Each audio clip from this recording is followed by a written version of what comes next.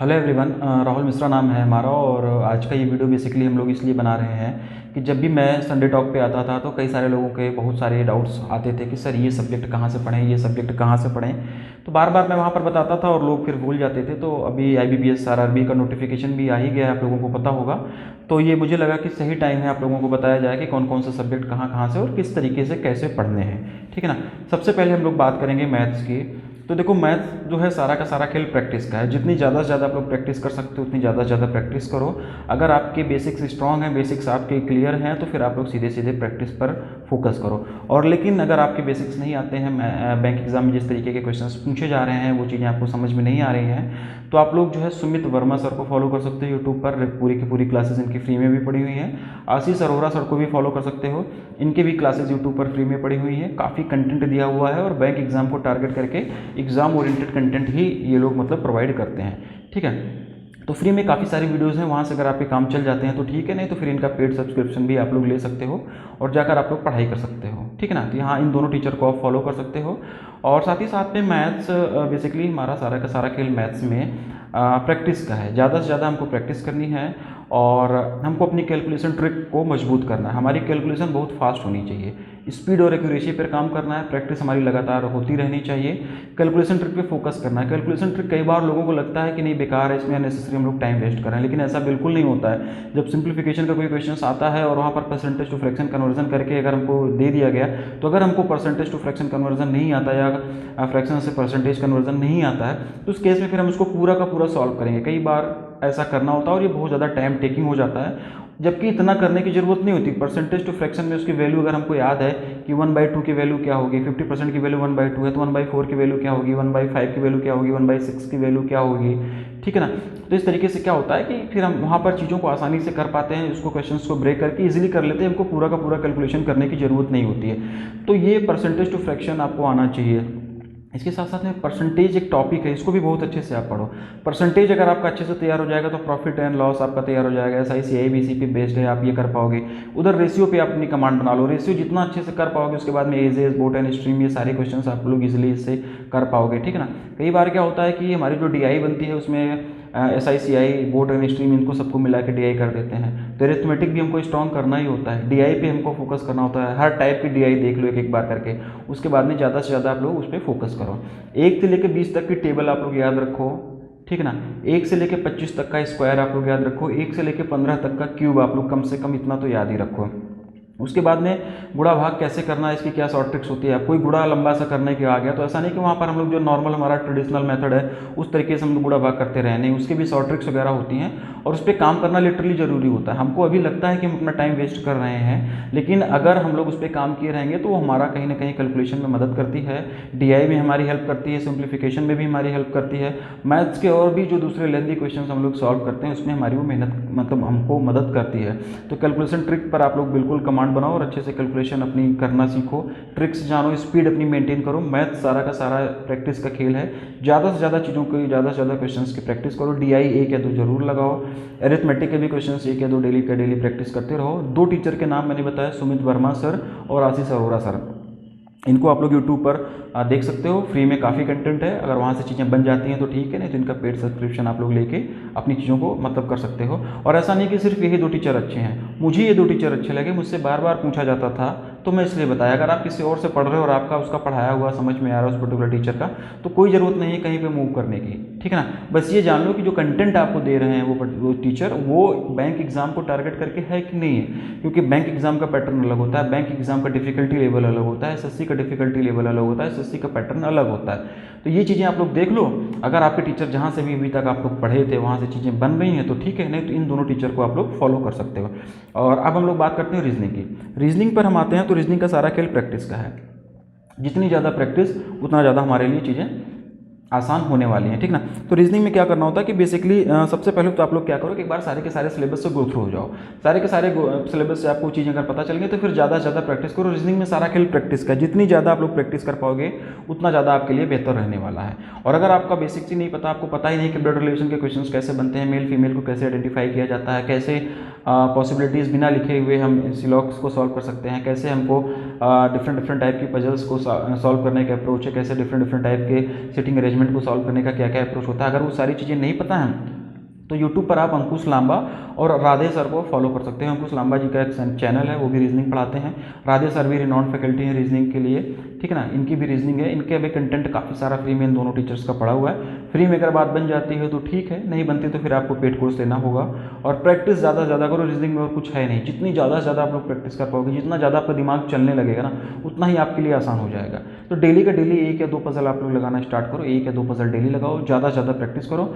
और 10 से 15 दिन के अगर आपके बेसिक्स नहीं क्लियर हैं तो मुश्किल से मुश्किल आप 15 दिन का टाइम निकालो। 15 दिन इतनी मेहनत कर लो कि 15 दिन में आपके सारे के सारे बेसिक्स हो जाएं क्लियर। उसके बाद फिर सारा का सारा खेल प्रैक्टिस का है।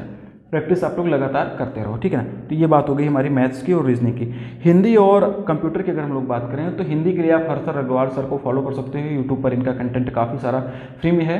पूरी की पूरी एक प्लेलिस्ट बना दी है जहाँ पर उन्होंने बताया है कि बैंक एग्जाम में किस किस तरीके के क्वेश्चंस आते हैं, ठीक है ना। क्वेश्चन की पॉसिबिलिटीज़ क्या होती है, क्वेश्चंस के टाइप्स क्या होते हैं, किस तरीके के क्वेश्चन पूछे जाते हैं, इनका मतलब इनके प्लेलिस्ट में वहाँ पर ये सारी चीज़ें आपको देखने को मिल जाएंगी।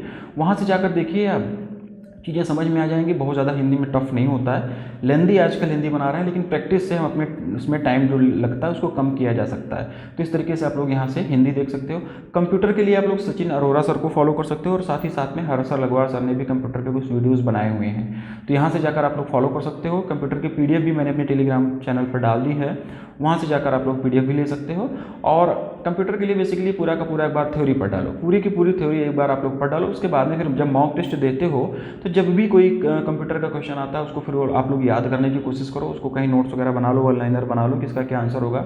इस तरीके से कंप्यूटर भी हो जाएगा। प्रैक्टिस में लगातार बने रहोगे, 15-20 दिन प्रैक्टिस करोगे, 15 दिन 20 दिन मॉक टेस्ट के क्वेश्चंस का एनालिसिस करोगे, चीज़ें अपने आप ऑटोमेटिकली होने लगेंगी। 16वें 17वें 18वें दिन से फिर क्वेश्चंस आप लोगों से बनने भी लगेंगे, ठीक है ना। और कहीं से भी प्रैक्टिस करो, बहुत डिफरेंट साइट्स हैं, वहाँ से आप लोग जाकर इन सारे के क्विजेज़ वगैरह में मतलब प्रैक्टिस कर सकते हो। साथ ही साथ में जो परीक्षार्थी ऐप है इसमें भी बहुत सारे फ्री में क्विजेज़ दी गई हैं, प्रीवियस ईयर्स के पेपर दिए गए हैं, सेक्शनल क्विजेज़ वगैरह दी गई हैं। तो इसको भी जाकर आप लोग मतलब एक्सप्लोर कर सकते हो। यहाँ पर भी अपनी क्विजेज़ वगैरह दे सकते हो, पूरी रैंक वगैरह भी आप लोगों की यहाँ पर आती है, तो यहाँ पर जाकर देख सकते हो।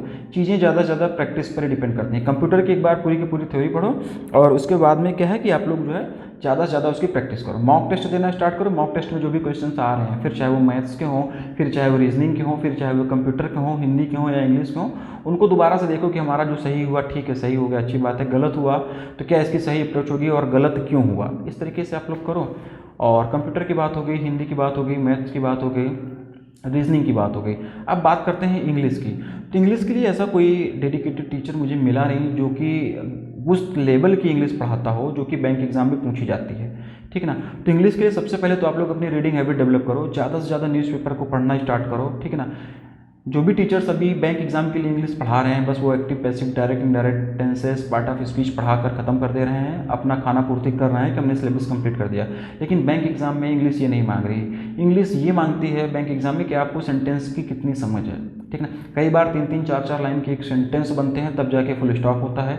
हम वहाँ पर यही नहीं समझ पाते कि क्या सब्जेक्ट है, क्या ऑब्जेक्ट है, क्या वर्ब है, क्या प्रीपोजिशन है, क्या नाउन फ्रेज है, क्या फ्रेज है, कहीं पर हमारा एडवर्ब का यूज़ हुआ है कि नहीं हुआ है। ये सारी चीज़ें हम लोग समझ ही नहीं पाते हैं। तो सबसे पहले तो पार्ट ऑफ स्पीच पे हमको बहुत अच्छा काम करना होगा। और पार्ट ऑफ स्पीच पे अगर हमारी कमांड बन रही है, न्यूज़पेपर अगर आप लोग पढ़ रहे हो, तो उस टाइम पर देखो कि क्या सब्जेक्ट होगा, क्या ऑब्जेक्ट बनना है, इसमें वर्ब कौन सी यूज़ की गई है, ठीक ना, नाउन फ्रेज कौन सा है, एडजेक्टिव फ्रेज कौन सा है, एडवर्ब क्या है, प्रीपोजिशन क्या यूज हो रहा है। इसकी समझ अगर हमें हो जाएगी तो फिर हमारे लिए एग्जाम बेहतर होने वाला है। क्योंकि बैंक एग्जाम में आप उठा के देखो, चाहे फिर वो आरसी हो, चाहे वो पैराग्राफ हो, फिर चाहे वो एरर डिटेक्शन हो, सब में सारा खेल उसका है, रीडिंग का ही है।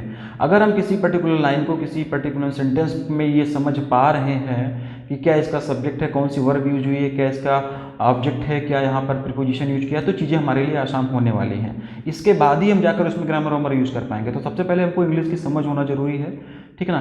कि पार्ट ऑफ स्पीच पे अच्छा कमांड करो।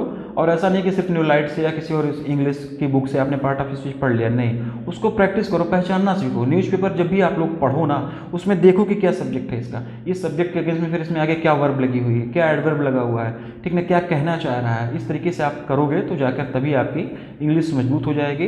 इंग्लिश पे एक्स्ट्रा मेहनत आपको करनी पड़ेगी अगर आप लोग इंग्लिश अटेम्प्ट करने वाले हो। तो जिनकी अच्छी है उनके लिए ठीक है। इंग्लिश के लिए मैं रेफर करूंगा सत्येंद्र तिवारी सर को, यूट्यूब पर आप लोग सर्च करना, इनका चैनल है, यहाँ पर इन्होंने काफ़ी अच्छी इंग्लिश पढ़ाई हुई है और मुझे लगा कि ठीक ठाक कंटेंट, बहुत बढ़िया कंटेंट दे रहे हैं। बैंक एग्जाम को ध्यान में रखते हुए समझाते हैं सारी चीज़ों को, कोई भी एक सेंटेंस लेंगे फिर उसमें समझाएंगे कि क्या है, यहाँ पर ये चीज़ें आई तो क्यों आई। तो इनको आप लोग रेफ़र कर सकते हो, मुझे यही एक ठीक ठाक टीचर लगे। दूसरा, निमिषा बंसल मैडम को भी लोग बोलते हैं कि इंग्लिश में इनके कंटेंट भी काफ़ी अच्छे होते हैं, तो यहाँ से भी आप लोग जाकर निमिषा बंसल मैडम से भी आप लोग इंग्लिश को देख सकते हो। और ये जो मैं बता रहा हूँ ये मेरा ओपिनियन है। अगर आप किसी और टीचर से पढ़ रहे हो और उसका पढ़ाया हुआ आपको समझ में आ रहा है और बैंक एग्जाम को टारगेट कर एग्जाम ओरिएंटेड कंटेंट दे रहा है, तो बिल्कुल कोई ज़रूरत नहीं है आपको कहीं पर मूव करने की किसी और टीचर्स को के पास में। लेकिन क्योंकि मेरे पास में लगातार क्वेरीज आती रहती थी कि मैथ्स कहाँ से पढ़ें, रीजनिंग कहाँ से पढ़ें, कंप्यूटर कहाँ से पढ़ें, हिंदी कहाँ से पढ़ें, इंग्लिश तो कोई पढ़ा ही नहीं रहा उस लेवल का, तो इसलिए मैंने सोचा कि हर संडे टॉक पे अलग अलग बार बार बताने से अच्छा कि एक डेडिकेटेड वीडियो इसको बना दिया जाए, जिसमें कि कोई भी आए और देखे, पता चले कि कहाँ कहाँ से क्या क्या हमारे रिलायबल सोर्सेज हैं, कहाँ कहाँ से हमको कैसे पढ़ना होता है। और बात करें करंट अफेयर्स की, बैंकिंग एंड फाइनेंशियल अवेयरनेस की, तो बैंकिंग एंड फाइनेंशियल अवेयरनेस में जो भी हम कोर्स में अपने पेड कोर्स में कंटेंट आप लोगों को प्रोवाइड करा रहे हैं बैंकिंग मास्टर बैच में, वो किसी भी बैंक एग्जाम के लिए मोर देन सफिशिएंट है, स्केल 2 स्केल 3 वालों के लिए भी, पीओ क्लर्क वालों के लिए भी। आप इसको अच्छे से पढ़ो और मल्टीपल टाइम पर रिवीजन करो, ज़्यादा से ज़्यादा इसको पढ़ो, ज़्यादा से ज़्यादा आप इसको रिवीजन करो। यहाँ से बाहर बैंकिंग एंड फाइनेंशियल अवेयरनेस में कोई क्वेश्चन आपको नहीं मिलने वाला है, लेकिन आपको ज़्यादातर रिवीजन मैक्सिमम करना होगा, बार बार चीज़ों को याद करना होगा। इसके अलावा अगर आप पहले से भी कहीं से पढ़ रहे हो तो कोई ज़रूरत नहीं है इधर आने की, आप वहीं से पढ़ाई करो, चीज़ें आपको समझ में आनी चाहिए।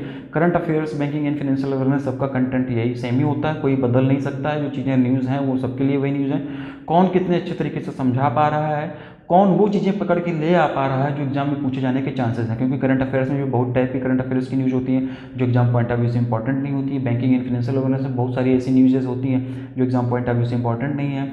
आरबीआई के ऐसे कई सारे सर्कुलर होते हैं जिससे क्वेश्चन फ्रेम ही नहीं हो सकते हैं। तो जिसको ये पता है कि क्या एग्जाम में पूछा जा रहा है, किस तरीके के क्वेश्चंस बनते हैं, अगर उस टीचर से पढ़ रहे हो तो कोई दिक्कत नहीं, वहीं से पढ़ो। नहीं तो बैंकिंग एंड फाइनेंशियल अवेयरनेस में मैं बहुत बढ़िया कंटेंट आप लोगों को ऑलरेडी अवेलेबल करा रहा हूँ, यहाँ से आपका काम बन जाने वाला है। करंट अफेयर्स की अगर हम लोग बात करें, क्योंकि IBPS PO और क्लर्क में करंट अफेयर्स भी पूछा जाता है बैंकिंग एंड फाइनेंशियल अवेयरनेस के साथ साथ में, तो करंट अफेयर्स के लिए आप लोग अड्डा को फॉलो कर सकते हो, या एक दो और टीचर्स हैं जो अर्ली मॉर्निंग में उनके करंट अफेयर्स की डेली क्लासेस आती हैं तो वहाँ से आप लोग उनको भी जाकर देख सकते हो और अपने शॉर्ट नोट्स वगैरह भी बना सकते हो करंट अफेयर्स के लिए, ठीक है ना। तो बस एक शॉर्ट वीडियो था आप लोगों को ये बताने के लिए कहाँ कहाँ से कैसे कैसे क्या क्या करना है, और अल्टीमेटली सोर्स को आप लोग अपने लिमिटेड रखो, बहुत ज़्यादा इधर उधर भटकना नहीं है कि इनसे पढ़ लें, इनसे पढ़ लें, इनसे पढ़ लें। सबसे हम लोग पढ़ तो लेंगे लेकिन फिर रिवीजन हम नहीं कर पाएंगे। जो चीज़ें मैटर करती हैं प्रैक्टिस और रिवीजन करता है, तो मल्टीपल टाइम पर रिवीजन रखो। Current affairs, banking and financial awareness को ज़्यादा से ज़्यादा रिवाइज करो, ऑथेंटिक सोर्स से पढ़ाई करो, एग्जाम ओरिएंटेड कंटेंट जो आपको देता हो वहाँ से पढ़ाई करो और उनको रिवीजन करो। डाटा याद रखने की कोशिश करो, क्वेश्चन यहीं से फ्रेम होंगे। मैथ में ज़्यादा से ज़्यादा प्रैक्टिस करो, रीजनिंग में ज़्यादा से ज़्यादा प्रैक्टिस करो, कंप्यूटर में ज़्यादा से ज़्यादा चीज़ों को रिवाइज करके फिर मॉक टेस्ट वगैरह में पार्टिसिपेट करो। और मॉक टेस्ट देना अभी से आप लोग स्टार्ट करो। मॉक टेस्ट जब भी देते हो तो उसका बेहतर तरीका ये होता है कि पहले एक बार आप उसका मॉक टेस्ट दे लो, उसके बाद में फिर उसका एनालिसिस करो कि कोई क्वेश्चन अगर आपका गलत हुआ तो क्यों गलत हुआ, क्यों आपसे वो नहीं बन रहा था। फिर अगर किसी एक पर्टिकुलर टॉपिक से आपके लगातार कई सारे क्वेश्चंस गलत हो रहे हैं तो फिर उस टॉपिक पे यूट्यूब पे कोई वीडियो सर्च करके उसका पूरा का पूरा टॉपिक और क्लियर कर लो। कई बार क्या होता है कि मॉक टेस्ट हम लोग दे रहे होते हैं तो तुक्का लगा देते हैं, तुक्का लगाने के बाद में भी देखो हमने जो सोचा था वो सही है कि नहीं सही है, ठीक ना। इस तरीके से भी करो।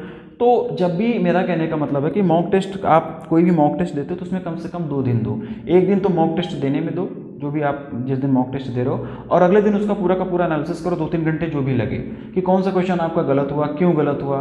कंप्यूटर के जितने भी क्वेश्चंस आपको मिल जाते हैं मॉक टेस्ट में उसको नोट डाउन करो एक जगह, उसको याद करने की कोशिश करो। हिंदी की प्रैक्टिस इससे आपकी होती जाएगी, इंग्लिश की प्रैक्टिस इससे आपकी होती जाएगी, तो मॉक टेस्ट का भी आप लोग एनालिसिस करते हुए चलो, ठीक ना। तो ये कुछ टीचर्स थे जो मेरी नॉलेज में थे और मुझे लगा कि बैंक एग्ज़ाम को टारगेट करके अच्छा कंटेंट प्रोवाइड करते हैं।